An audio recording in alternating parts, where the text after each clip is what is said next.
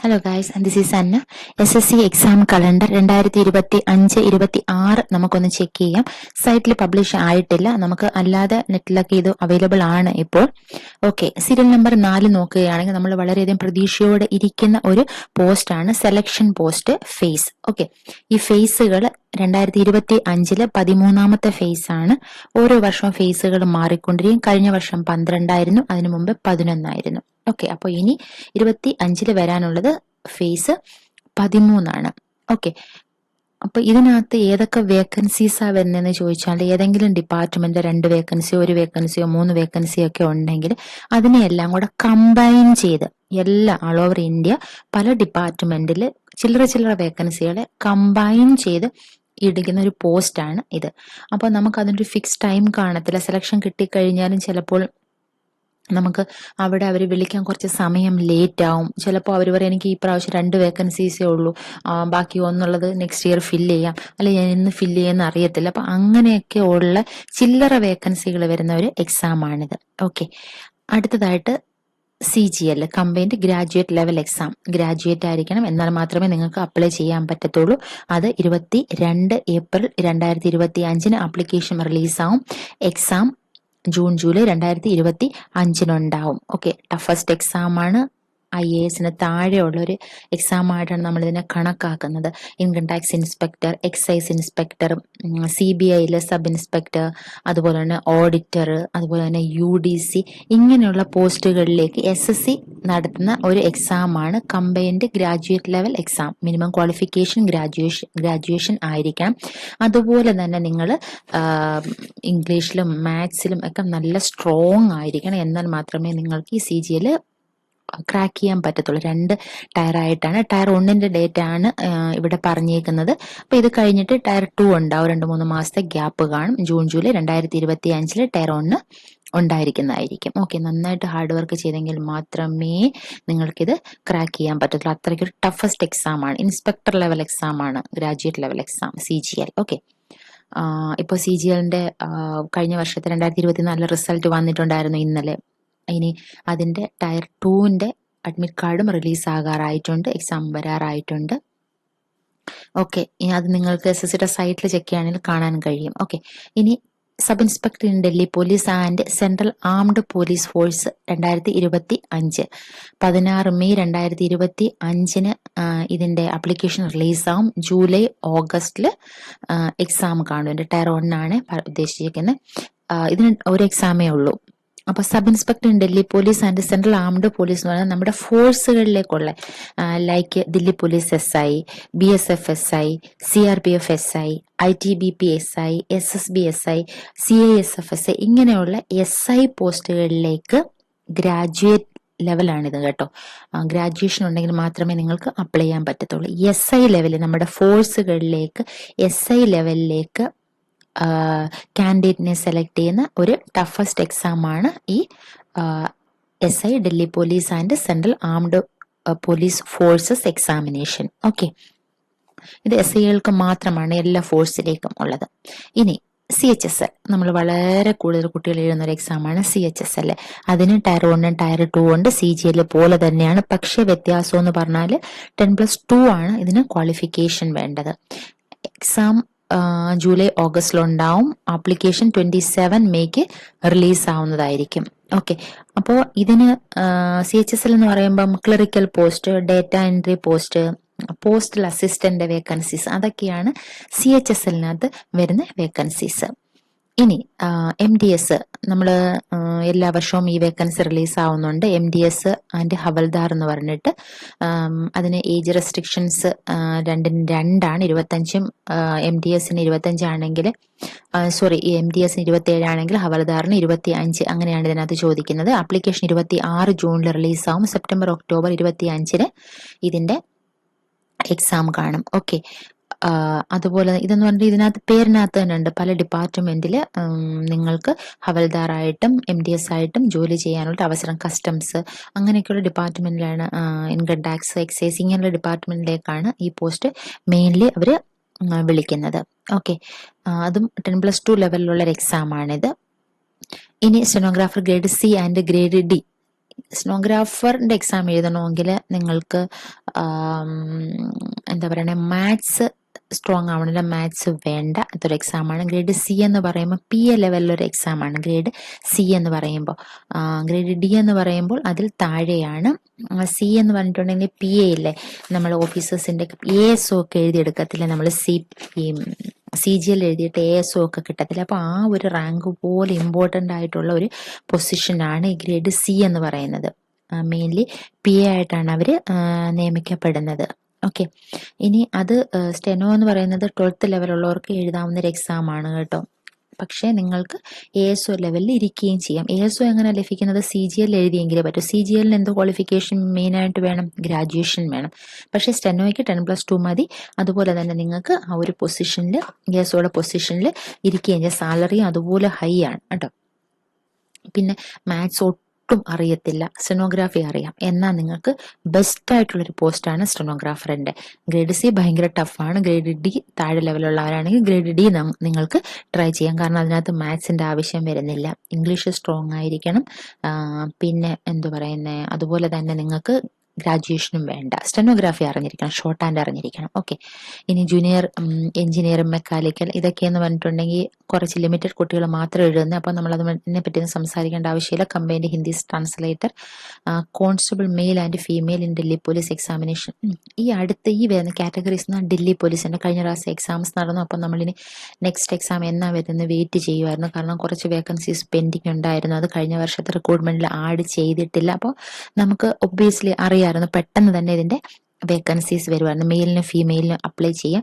പക്ഷെ കോൺസ്റ്റബിൾ ഡൽഹി പോലീസിന് നിങ്ങൾ അപ്ലൈ ചെയ്യുമ്പം ലൈസൻസ് വേണം കേട്ടോ. ഇതിന് ലൈറ്റ് മോട്ടോർ വെഹിക്കിളിന്റെ കോൺസ്റ്റബിളിന് കമ്പൽസറി ആണ്. ഇപ്പോൾ ലൈറ്റ് മോട്ടോർ വെഹിക്കിളിന്റെ ലൈസൻസ് അത്യാവശ്യമാണ്. കോൺസ്റ്റബിൾ ഡ്രൈവറിന് അപ്ലൈ ചെയ്യുകയാണെങ്കിൽ ഹെവി ഡ്രൈവിംഗ് ലൈസൻസ് ആവശ്യമാണ്. ഡ്രൈവറും കോൺസ്റ്റബിളും എന്ന് പറയുന്നത് സെയിം ആൾമോസ്റ്റ് റാങ്കുകളാണ്. പക്ഷെ ഡ്രൈവറിന്റെ വേക്കൻസി കുറച്ചുകൂടെ കൂളാണ്. കാരണം എന്ന് പറഞ്ഞാൽ നിങ്ങൾക്ക് ഹെക്ടിക്കായിട്ട് ജോലി ഇല്ല. ഡ്രൈവർ നമുക്ക് കേരള പോലീസിലായാലും അറിയാലോ ഒരു ഡ്രൈവറുടെ ജോലി എന്തൊക്കെയാണെന്ന്. ഇത് രണ്ടിന്റെ നവംബർ ഡിസംബറിൽ എക്സാം കാണും. ആപ്ലിക്കേഷൻ സെപ്റ്റംബറിൽ റിലീസ് ആവുന്നതായിരിക്കും. ഓക്കെ, പിന്നെ സാലറി ആൾമോസ്റ്റ് സെയിം ആണ്. കട്ട് ഓഫ് പക്ഷേ ഡ്രൈവറിന്റെ കോമ്പറ്റീഷൻ കുറവായിരുന്നു, അപ്ലിക്കേഷൻസ് കുറവായിരുന്നു. കുറച്ച് കാൻഡിഡേറ്റ് അതിന് എക്സാംസ് എഴുതിയുള്ളൂ. പക്ഷെ കട്ട് ഓഫ് കഴിഞ്ഞ പ്രാവശ്യം ഡ്രൈവറിന് ഹൈ ആയിരുന്നു. കോൺസ്റ്റബിളിന്റെ 66 വന്നെങ്കിൽ ഡ്രൈവറുടെ 76+ ആയിരുന്നു ഫൈനൽ കട്ട് ഓഫ് വന്ന്. അത്രയ്ക്ക് ഹൈ കോമ്പറ്റീഷൻ ആയിരുന്നു. ദില്ലി പോലീസിന് വേറെ ഒരു എക്സാമിന് ഇത്ര ഹൈ കട്ട് ഓഫ് വന്നില്ല ഡ്രൈവറിന്റെ പോലെ. പക്ഷെ എക്സാം എഴുതാൻ കുട്ടികൾ കുറവായിരുന്നു കമ്പയർഡ് ടു കോൺസ്റ്റബിളും നമ്മുടെ ഈ വയർലെസ് ഓപ്പറേറ്ററിന്റെ AWTPയുടെ ഒക്കെ അല്ലേ, അതിനെ വെച്ച് കമ്പയർ ചെയ്യുവാണെങ്കിൽ കോമ്പറ്റീഷൻ കുറവായിരുന്നു, കട്ട് ഓഫ് ഹൈ ആയിരുന്നു. അങ്ങനെ ഒരു എക്സാമാണ്. കാരണം പലരും നമ്മൾക്ക് കൂൾ ജോബ് ആഗ്രഹിക്കുകയാണെങ്കിൽ കോൺസ്റ്റബിളിനെക്കാട്ടി നല്ലത് ഡ്രൈവറായിട്ട് ജോലി ചെയ്യുന്നതായിരിക്കും. അതിന്റെ പേപ്പറും ഈസിയാണ് കേട്ടോ. പിന്നെ ഇനി constable ministerial in Delhi police examination 7th ഒക്ടോബറിന് ആപ്ലിക്കേഷൻ റിലീസാവും. ജനുവരി 26, ഡിസംബർ 25 എക്സാം കാണും. ഇതും കഴിഞ്ഞ പ്രാവശ്യം ഇതിന്റെ കട്ട് ഓഫും വലിയ കുഴപ്പമില്ലാതെ. പക്ഷേ ഈ ഫിസിക്കലിനാണ് വളരെ കുട്ടികൾ ഇതിനകത്ത് ഔട്ടായി പോയത്. നല്ല മാർക്ക് കേരളത്തിൽ നിന്ന് കുട്ടികൾ പലരും സെലക്ട് ആയെങ്കിലും ഫിസിക്കലിന് പോയി കേട്ടോ. ഇത് ദില്ലി പോലീസിന്റെ എക്സാം എന്ന് പറയുമ്പോൾ എല്ലാത്തിലും ഫിസിക്കലുണ്ട്, മെഷർമെന്റ്സ് ഉണ്ട്. അപ്പൊ അതെല്ലാം ഒത്തു വന്നെങ്കിൽ മാത്രമേ ദില്ലി പോലീസിൽ സെലക്ഷൻ കിട്ടത്തുള്ളൂ. അങ്ങനൊരു വിഷയമുണ്ട്. ഇനി നിങ്ങൾക്ക് ഇംഗ്ലീഷ് അറിയത്തില്ല, ഇംഗ്ലീഷ് പാടാന്നുണ്ടെങ്കിൽ നിങ്ങൾക്ക് ദില്ലി പോലീസിൽ ട്രൈ ചെയ്യാം കേട്ടോ. അതുപോലെ തന്നെ വേറൊരു ഇത് മിനിസ്റ്ററി എന്ന് പറയുമ്പോൾ ഓഫീസ് ജോലിയാണ് കേട്ടോ. 9 to 5 യൂണിഫോം വേണ്ട, 9 to 5 ഓഫീസ് ജോലിയാണ് ഈ മിനിസ്റ്റീരിയൽ എന്ന് പറയുന്നത്. ഇനി ഹെഡ് കോൺസ്റ്റബിൾ വയർലെസ് ഓപ്പറേറ്റർ, ഇതിന് സ്പെസിഫിക് അവരെന്തോ ക്വാളിഫിക്കേഷൻ കഴിഞ്ഞ വർഷം ചോദിച്ചിട്ടുണ്ടായിരുന്നു. PCM ആണെന്ന് തോന്നുന്നു അല്ലെ, ഫിസിക്സ് കെമിസ്ട്രി മാത്സ് PCM ഉള്ളവർക്ക് മാത്രമേ ഇതിനകത്ത് അപ്ലൈ ചെയ്യാൻ പറ്റത്തുള്ളൂ. അതുപോലെ തന്നെ ടൈപ്പിംഗും ഉണ്ട് ഇതിനകത്തോട്ട്. വളരെ കുട്ടികൾ കഴിഞ്ഞ പ്രാവശ്യം ടൈപ്പിങ്ങിൽ പോയി ഇതിനകത്ത്. ബാക്കിയുള്ളതിനൊന്നും ടൈപ്പിംഗ് വേണ്ടെങ്കിലും ഇതിന് PCM വേണം, പിന്നെ ടൈപ്പിംഗ് പറഞ്ഞിരിക്കണം. എന്നാൽ മാത്രമേ ഇതിനകത്ത് നിങ്ങൾക്ക് അപ്ലൈ ചെയ്യാൻ പറ്റത്തുള്ളൂ. പിന്നെ അടുത്ത വേക്കൻസി എന്ന് പറഞ്ഞാൽ ഇതിന്റെ എക്സാം എന്നാണ്? ഡിസംബർ 25 14 ഒക്ടോബറിന് ആപ്ലിക്കേഷൻ റിലീസാവും. ദില്ലി പോലീസിന്റെ അപ്പോൾ എത്ര വരുന്നുണ്ട്? 1, 2, 3, 4 വേക്കൻസീസ്. ഇതും കഴിഞ്ഞ വർഷം വന്നത്, ഇപ്രാവശ്യം അതുപോലെ തന്നെ 4 വേക്കൻസീസ്. ഈ ഡ്രൈവറിനൊക്കെ കഴിഞ്ഞ പ്രാവശ്യം 600 സംതിങ് വേക്കൻസി എങ്ങാണ്ട് ടോട്ടൽ എല്ലാ കാറ്റഗറിക്കും കൂടെ ഉള്ളായിരുന്നു. ജനറലിന് 200 സംതിങ് എങ്ങാണ്ടേ ഉള്ളായിരുന്നു കേട്ടോ.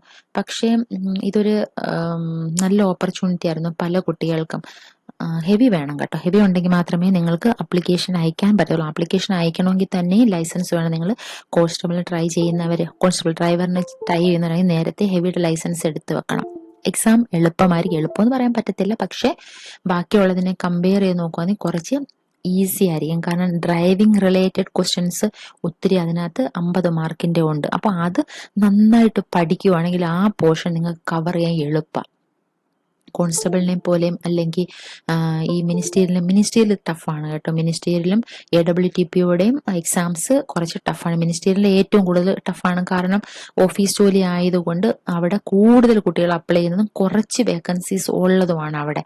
കഴിഞ്ഞ പ്രാവശ്യം എനിക്കൊന്ന് 200 താഴെ എങ്ങാണ്ട് വേക്കൻസി ഉള്ളതാണ്. ഇപ്രാവശ്യം നമുക്ക് ആ ഒരു റേഞ്ചിലൊക്കെ തന്നെ പ്രതീക്ഷിക്കാൻ പറ്റത്തുള്ളൂ, എല്ലാവർക്കും കൂടെ കൂട്ടിയിട്ട് കേട്ടോ. അതുകൊണ്ട് കോമ്പറ്റീഷൻ ടഫായിരിക്കും മിനിസ്റ്റീരിയലിന് കമ്പയർഡ് ടു ബാക്കി 3-4 പോസ്റ്റ്. ഇതൊക്കെ സ്റ്റെനോഗ്രാഫറിന്. പിന്നെ വരുന്നത് GDയുടെ 11 നവംബർ 2025 ആപ്ലിക്കേഷൻ വരുമെന്ന് പ്രതീക്ഷിക്കുന്നു. March April 2026 exam.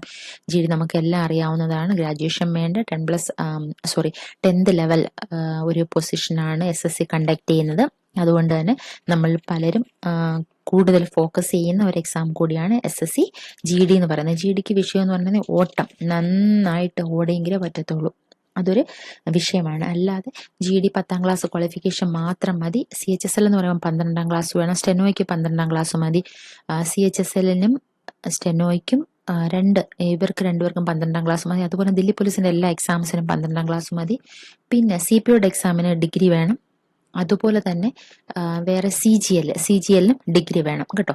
അതുപോലെ വേറൊരു കാര്യം ഇമ്പോർട്ടൻ്റ് ആയിട്ടുള്ളത്, നിങ്ങൾക്ക് SSCയുടെ ഏത് എക്സാംസ് എഴുതണമെങ്കിലും മാത്സ്, റീസണിങ്, GS, ഇംഗ്ലീഷ്, ഈ 4 കാര്യങ്ങൾ സ്ട്രോങ് ആയിരുന്നാൽ മാത്രമേ SSC ക്രാക്ക് ചെയ്യാൻ പറ്റത്തുള്ളൂ. നോർത്ത് ഇന്ത്യൻസ് ഭയങ്കര കോമ്പറ്റീഷനാണ്. അവരെങ്ങനെ അത് കവർ ചെയ്യുന്നു എന്ന് വെച്ചാൽ നമുക്കറിയത്തില്ല. പക്ഷെ ഈ 4 കാര്യങ്ങൾ സ്ട്രോങ് ആണെങ്കിൽ മാത്രമേ നിങ്ങൾക്ക് SSCയുടെ എക്സാം എഴുതാൻ പറ്റത്തുള്ളൂ. ഇംഗ്ലീഷ് വീക്ക് ആണോ എന്നാൽ ദില്ലി പോലീസിൽ നിങ്ങൾക്ക് ട്രൈ ചെയ്യാം. ബാക്കി എല്ലാം സ്ട്രോങ് ആണ്. ഇംഗ്ലീഷ് എനിക്ക് ഇത്തിരി മോശമാണെന്ന് നിങ്ങൾ പറയുകയാണെങ്കിൽ ദില്ലി പോലീസിന്റെ ഇംഗ്ലീഷ് സിമ്പിൾ ഇംഗ്ലീഷ് ആണ്. ഓക്കെ. ബാക്കി മാത്സ്, അരിത്തമാറ്റിക്കും അഡ്വാൻസ്ഡും സ്ട്രോങ് ആണെങ്കിൽ മാത്രമേ CHSL, CGL, CPO toughest exams ആണ്. CHSL 12ാം ക്ലാസ് മതി. CGLും CPOയും ഡിഗ്രി ലെവൽ ആണെങ്കിൽ തന്നെയും മാത്സ്, അരിത്തമാറ്റിക്കും അഡ്വാൻസ്ഡും നല്ല സ്ട്രോങ് ആയിരിക്കണം. മനസ്സിലായി? പിന്നെ GDക്കും അല്ല ദില്ലി പോലീസിനും ഒക്കെ ഉണ്ടെങ്കിൽ നിങ്ങൾക്ക് അരിത്തമാറ്റിക്ക് മാത്രം മതി, അഡ്വാൻസ്ഡ് വേണ്ട. GDക്കും ദില്ലി പോലീസിനും അരിത്തമാറ്റിക്ക് മാത്രം മതി. ഓക്കെ. പിന്നെ ഹിന്ദി എക്സാംസ് അറിയാം. നമ്മളാരും അങ്ങനെ ഹിന്ദിയുടെ ട്രാൻസ്ലേറ്ററിന്റെ ജോബൊന്നും അപ്ലൈ ചെയ്യാറില്ല.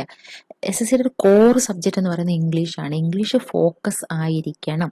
മാത്സ് അറിയത്തില്ല എന്നുണ്ടെങ്കിൽ നിങ്ങൾ സ്റ്റെനോഗ്രാഫി അറിയാമെങ്കിൽ ഏതിന് നോക്കണം? സ്റ്റെനോയ്ക്ക് അപ്ലൈ ചെയ്യണം. അതിന് ഇത്തിരി കോമ്പറ്റീഷൻ കുറവാണ്. കാരണം ഷോർട്ട് ഹാൻഡും ടൈപ്പിങ്ങും ഒക്കെ ഉള്ളതുകൊണ്ടും 12ാം ക്ലാസ് ആയതുകൊണ്ടും പിന്നെ അത്ര ടഫ് എക്സാം അല്ല അത്. കാരണം ആ ഒരു ലെവലിലുള്ളവർ മാത്രമേ അതിന് അപ്ലൈ ചെയ്യാറുള്ളൂ. ഓക്കെ. ഗ്രേഡ് C ഇത്തിരി ടഫാണ്, പക്ഷേ ഗ്രേഡ് D കുറച്ചുകൂടെ എളുപ്പമാണ്. ഓക്കെ. നമുക്ക് ഈ കലണ്ടർ എത്രയും പെട്ടെന്ന് തന്നെ സൈഡിൽ എക്സ്പെക്ട് ചെയ്യാം. അതിനു മുന്നേ നിങ്ങൾ പ്രിപ്പയർ ചെയ്യുക. ഇപ്പോഴേ പ്രിപ്പയർ ചെയ്തിട്ട്, പ്രിപ്പയർ മാത്രം പോരാ, പ്രിപ്പയർ ചെയ്തതിന് ശേഷം മോക്ക് ടെസ്റ്റ് ചെയ്തെങ്കിൽ മാത്രമേ നിങ്ങൾക്ക് ഈ എക്സാംസ് ക്രാക്ക് ചെയ്യാൻ പറ്റത്തുള്ളൂ. കോമ്പറ്റീഷൻ ലെവൽ നോർത്ത് ഇന്ത്യൻസിന്റെ കൂടെ നമ്മൾ എത്തിപ്പറ്റണമെങ്കിൽ ഹൈ കോമ്പറ്റീഷനാണ്. അപ്പം അതിന് ഇപ്പോഴേ പ്രിപ്പയർ ചെയ്യുക. പ്രിപ്പയർ ചെയ്തതിന് ശേഷം മോക്ക് ടെസ്റ്റ് ചെയ്യുക. പിന്നെ ഈ ഓരോ എക്സാമിന്റെയും നോട്ടീസ് വരുമ്പോൾ നമുക്ക് അതിനെപ്പറ്റി ഡീറ്റെയിൽഡ് ആയിട്ട് പഠിക്കാം. ഇപ്പം ബേസിക് കാര്യങ്ങൾ മനസ്സിലായല്ലോ. SSCയുടെ നെക്സ്റ്റ് കണ്ടറിൽ ഏതൊക്കെ എക്സാം വരുന്നു, എന്തൊക്കെ ക്വാളിഫിക്കേഷൻ വേണം, ഏതൊക്കെ എക്സാംസിൽ ഏതൊക്കെ പൊസിഷൻസ് ആണ് കിട്ടുന്നത്, അല്ലെങ്കിൽ ഏതൊക്കെ പോസ്റ്റിലേക്ക് ആണ് എക്സാംസ് നടക്കുന്നത് നമുക്ക് മനസ്സിലായല്ലോ അല്ലെ. അപ്പൊ ഈ 4 കാര്യങ്ങൾ ശ്രദ്ധിക്കുക. മാത്സ്, റീസണിങ്, GS, ഇംഗ്ലീഷ്, ഈ 4 കാര്യങ്ങൾ സ്ട്രോങ് ആണെങ്കിൽ മാത്രമേ നമുക്ക് SSCക്ക് വേണ്ടിയിട്ട് ട്രൈ ചെയ്യേണ്ടതായിട്ടുള്ളൂ. ഓക്കെ. അതുകൊണ്ട് നന്നായിട്ട് പഠിക്കുക. ഇപ്പോഴേ പഠിച്ചാൽ മാത്രമേ ഇതിന്റെ നോട്ടിഫിക്കേഷൻ വരുമ്പോഴത്തേക്ക് നിങ്ങൾക്ക് മോക്ക് സ്റ്റാർട്ട് ചെയ്യാൻ പറ്റത്തുള്ളൂ. Okay guys, thank you so much.